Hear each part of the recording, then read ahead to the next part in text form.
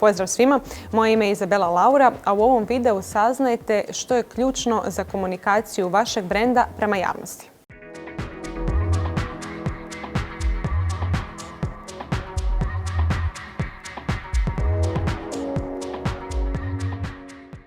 Složit ćete se sa mnom, dobra komunikacija ključ je kako privatnih, tako i poslovnih odnosa. Međutim, vrlo se često zna dogoditi da poruka ne dođe od osobe A do osobe B točno u onom obliku u kojem smo ju mi zamislili. To se događa zbog toga što ljudi pripisuju drugačija značenja istim pojmovima, a ponekad se zna dogoditi i da pogriješimo kanal. Kako bi komunikacija bila uspješna, ključne su 4 stvari. Prije svega moramo znati koju poruku želimo prenijeti, odnosno što je ono što želimo iskomunicirati. Drugo, moramo znati kome se obraćamo, odnosno tko je naša publika. Također trebamo znati na kojim kanalima se ta publika nalazi.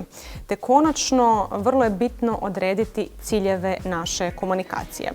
To su 4 stavke od kojih se sastoji svaki komunikacijski plan. Komunikaciju vašeg brenda prema javnosti iznimno je bitno planirati.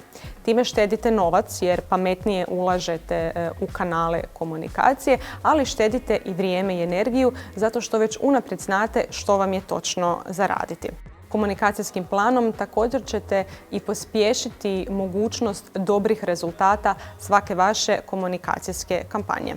Svakako vam preporučujem da prije bilo kakve realizacije komunikacijskih ili marketinških aktivnosti napravite dobar komunikacijski plan.